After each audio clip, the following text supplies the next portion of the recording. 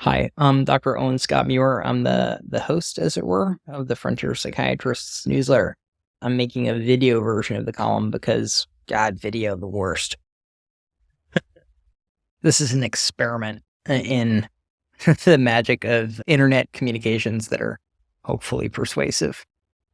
I wrote a column earlier today on infidelity and looking at its data as it relates to public health. It turns out that infidelity is bad. And I got feedback from readers saying this was a compelling topic for them. So I'm making a follow-up piece, but I'm using video to do it.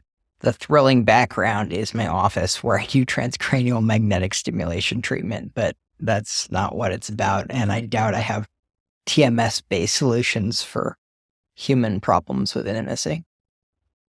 I think there's a problem with close relationships in adulthood between people who care about each other and value each other, but don't have a great way to express that. To be clear, I'm talking about two people who want to have sex with each other in our cultural context. There's this idea from mentalization-based treatment called teleological mode.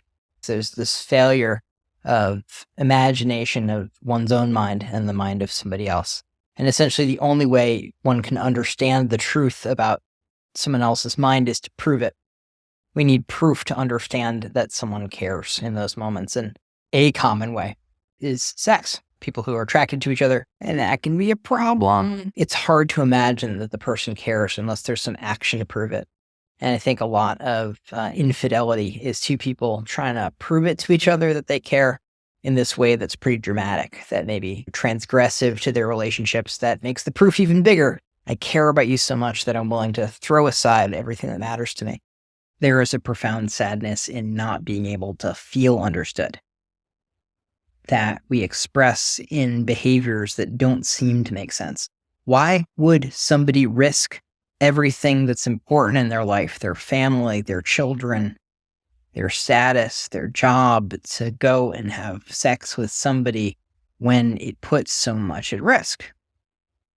And part of that is many of us are deeply unhappy in important respects that we haven't been able to verbalize. It's this crucial inability to represent our experience in words that leads to us doing crazy things. I remember working as a psychiatrist on an inpatient pediatrics unit, and there was a kid ripping up the floor tiles that was the carpeting for the unit. I got a call about it from the nursing staff at midnight. What do we do about this kid ripping up the floor tiles? So he wanted to talk to his therapist. So action was elicited, and we couldn't understand that this young person was serious until we saw him acting. Similarly, he couldn't understand that we cared until we did something out of the ordinary, until we acted. And that's what teleological mode is, this prove it mode. I can't believe your feelings until you prove it to me. This prove it mode problem, which Anthony Bateman and Peter Fonagy called teleological mode, I think this is where a lot of, for lack of a better term, well-intentioned infidelity comes from. You have two people who want to prove that they care about each other because they don't have the language to just say, you matter to me. And so they act to prove it instead of saying it. We want to feel understood. And unless we prove it, maybe they won't understand. We have to act. We lose our ability in these hot moments when it really matters to hold on to our feelings in words. And so we act to prove it. I love you so much, I'm going to torch my entire life just to prove it to you. That as the only way that you can understand someone really means it, that's a problem.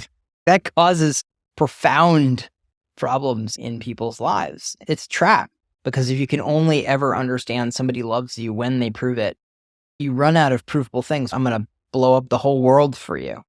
You end up in Greek tragedy territory. It's not sustainable. Finding a language to love and be loved.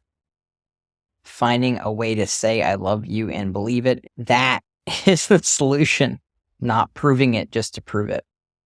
I think that's where a lot of infidelity comes from. It's people who want to feel loved and want to feel understood and are doing so in a way that they can't deny it happened. And at the same time, actions they're choosing to express their love or need to be loved are destructive because they're ill-considered. As a takeaway, the next time you find yourself falling in love with someone, tell them. Don't just try to prove it by doing something.